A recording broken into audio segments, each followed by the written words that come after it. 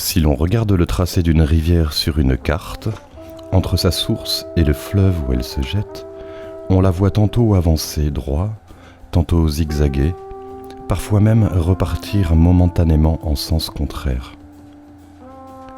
Celui qui naviguerait sur ces eaux pourrait avoir le sentiment d'hésitation et de contradiction permanente dans son parcours. Il arrive même à ces flots de stagner longuement quand ils se jettent dans un marais ou dans un lac qu'ils remplissent avant de reprendre leur course de l'autre côté.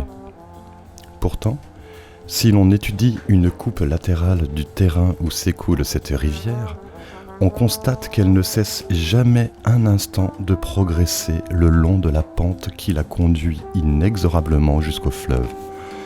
Même ses revirements, même ses zigzags et ses stagnations font partie du trajet le plus court vers son embouchure, compte tenu des obstacles présents sur sa route.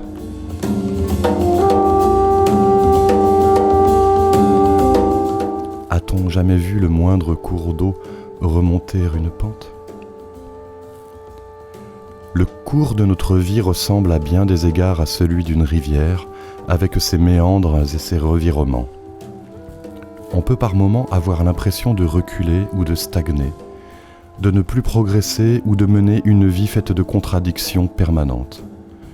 On s'était imaginé un parcours régulier, comme ces droites et ces courbes exponentielles dont on apprend les belles équations en mathématiques, et voilà qu'il ressemble plutôt à des montagnes russes, avec des hauts, des bas, des revirements en tout genre.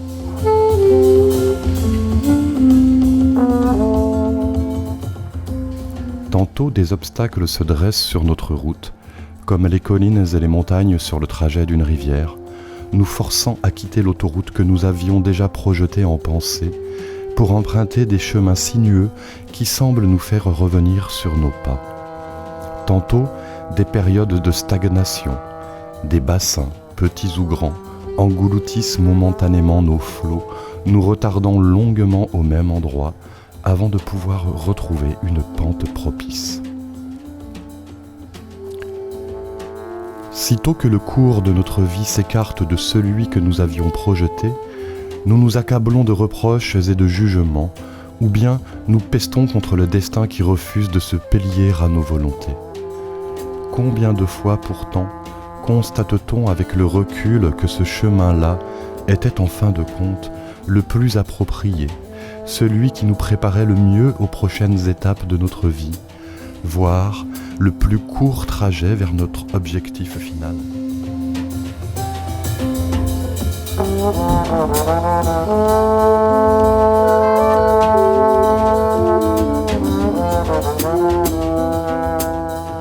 Combien de fois avons-nous justement fait sur ces détours des rencontres importantes ou des découvertes indispensables à la suite du parcours ?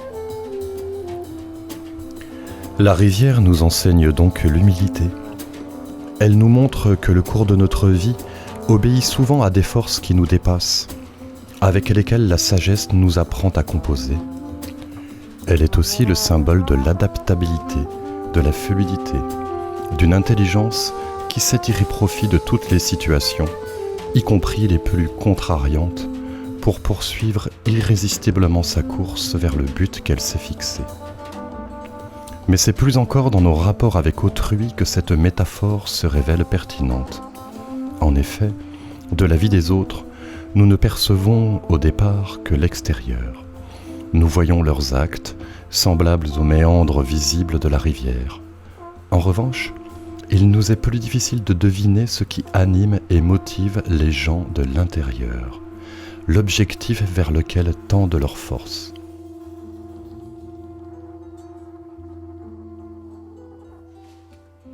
Nous ne distinguons pas forcément la pente qu'ils suivent, le fleuve où ils veulent parvenir à se jeter symboliquement parlant, c'est-à-dire la destination qu'ils cherchent à atteindre. Si nous nous jugeons nous-mêmes d'après nos propres intentions, nous avons en revanche tendance à juger autrui à la lumière de ses actes et en lui prêtant de surcroît nos intentions les moins louables. La rivière nous invite donc, elle aussi, à dépasser les apparences, à nous efforcer de discerner les courants profonds qui régissent l'existence d'autrui, quitte tout simplement à poser des questions pour mieux les comprendre, plutôt que de tirer tout seul des conclusions superficielles. La différence entre le trajet sinueux de la rivière et sa pente constante illustre en fait la distinction entre deux notions que l'on confond souvent, la continuité et la cohérence. La première est extérieure, la seconde est intérieure. Pour préserver la cohérence interne de notre vie, c'est-à-dire nos valeurs, notre idéal, le sens que nous donnons à notre existence, nous sommes parfois contraints d'en rompre la continuité. Nous changeons de travail, de lieu de résidence, de partenaire, d'opinion, de religion même, et j'en passe. Sous des formes changeantes, nous poursuivons en réalité un même but. Mais de l'extérieur, faute de percevoir le fil conducteur, la pente constante, qui ordonne ces changements, tout en leur donnant sens, certains nous qualifieront de versatiles, d'inconstants et autres qualificatifs négatifs. A contrario, quelqu'un peut tout à fait préserver une grande continuité dans sa vie, au sens professionnel, social, familial, que son entourage verra sans doute d'un bon œil, tout en ayant perdu sa cohérence interne. Il n'agit plus que par habitude, machinalement, en pilote automatique, et ses actes ne sont plus en accord avec ce en quoi il croit, avec ses espoirs, ses valeurs, ses ambitions. Sa vie n'est plus une rivière vivante, mais un canal au cours certes réglé, linéaire et prévisible, dont aucun écart, aucune crue soudaine n'est à craindre, mais qui ne vivifie plus rien non plus sur son passage. Pire, parfois, un marécage stagnant a remplacé le cours d'eau bien vivant.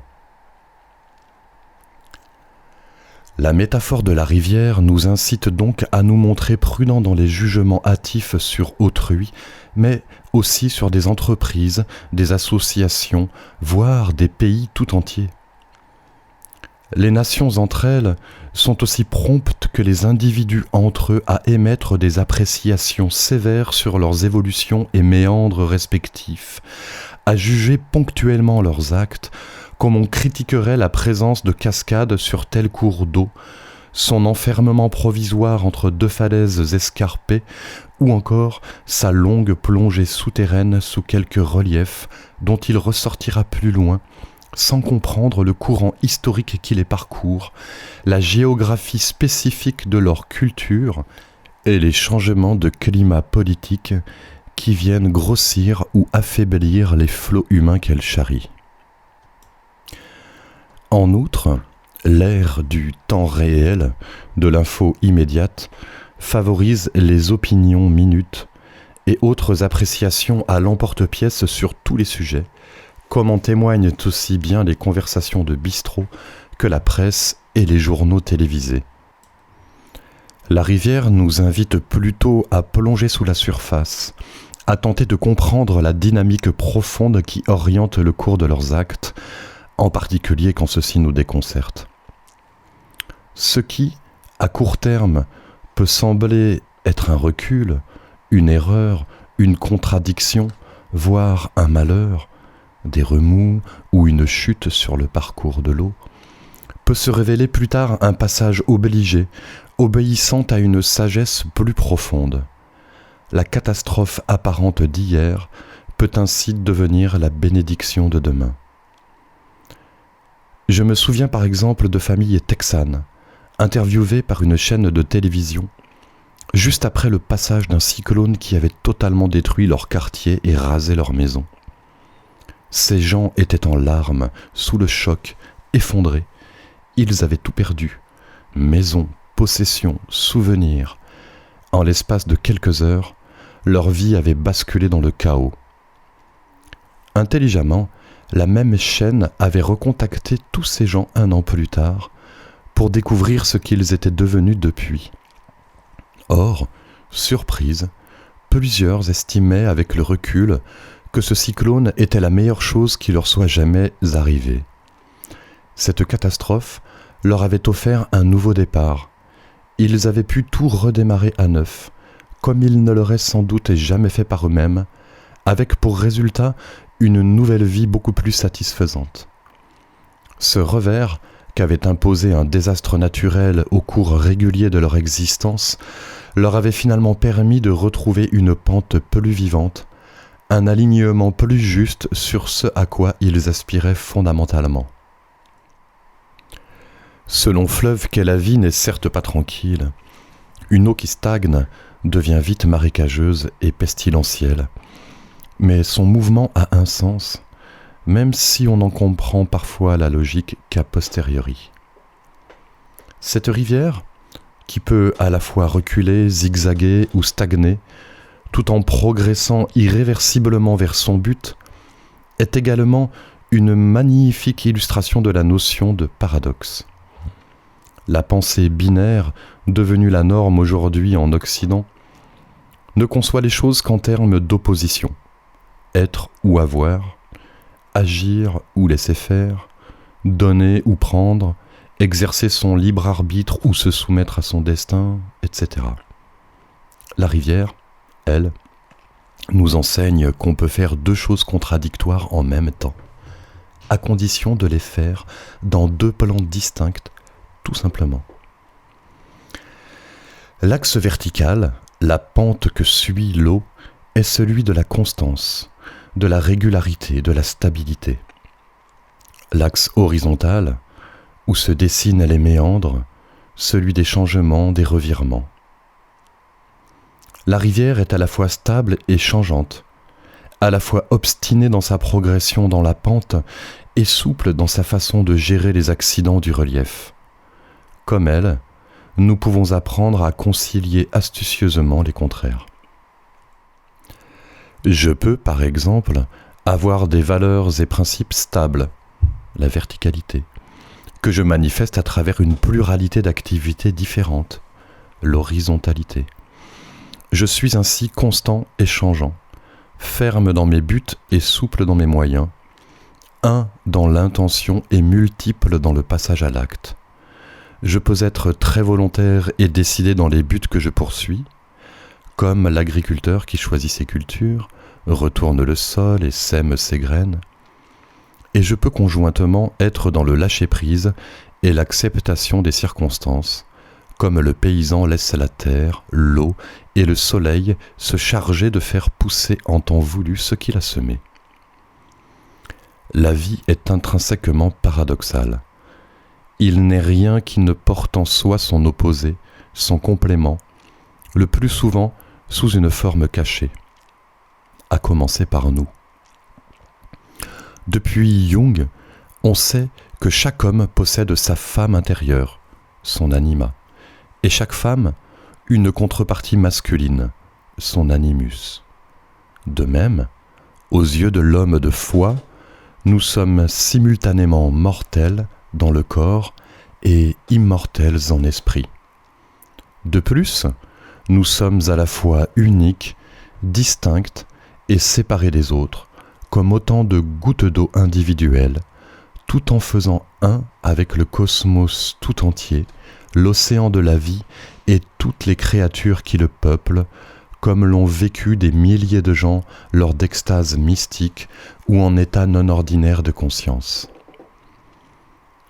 Autre paradoxe, nous sommes à la fois libres et assujettis, comme la rivière est soumise à la pente qu'elle suit, mais libre de contourner les obstacles qui s'opposent à sa progression. D'un côté, l'existence physique nous impose un grand nombre de contraintes, du corps dont nous avons hérité, à notre obligation de respirer et de manger, en passant par toutes les conditions extérieures sur lesquelles nous n'avons aucune prise, climat, contexte historique, etc. De l'autre, nous avons potentiellement accès à une immense liberté intérieure, liberté de penser, liberté de décider comment et pourquoi nous faisons même ce qui nous est imposé. Un Gandhi, Un Mandela ou un Viktor Frankl, par exemple, ont ainsi pu être plus libres en prison ou en camp de concentration que nombre d'individus libres de leurs mouvements seulement. Dans un autre domaine, les physiciens nous enseignent que l'univers est à la fois infini et limité, ce que notre mental binaire peine à concilier. Le brin d'herbe est fragile dans sa structure, mais souple dans son mouvement, ce qui lui donne la force de résister au vent. Le chêne est solide dans la forme, mais rigide dans ses mouvements, ce qui l'empêche de plier et le rend susceptible de se briser. Nulle force sans faiblesse concomitante, nulle ombre qui ne soit due à une lumière. On peut aussi illustrer l'idée de paradoxe par une autre métaphore, celle du pendule de Foucault. En effet, celui-ci possède un point d'attache fixe et immuable tout en haut, et une masse à l'extrémité inférieure du fil, susceptible d'avoir une très grande amplitude de mouvement. Le pendule incarne à la fois la fixité et la mobilité.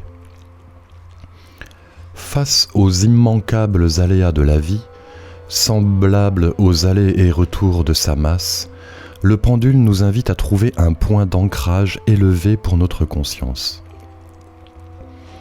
Celui qui s'identifie à la masse en mouvement se sent ballotté par la vie dans tous les sens, ou parfois immobilisé de force.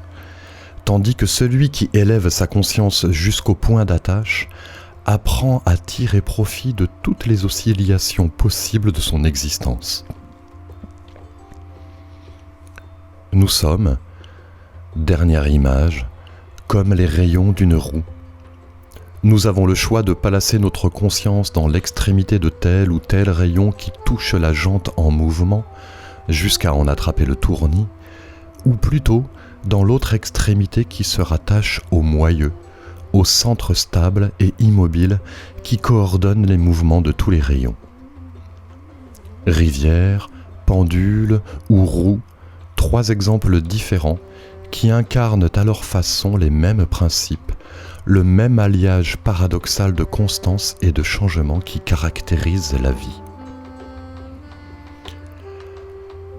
Avec ces méandres et les interprétations contradictoires que nous sommes susceptibles de faire du cours qu'elle suit, la métaphore de la rivière évoque aussi l'histoire chinoise suivante, souvent contée.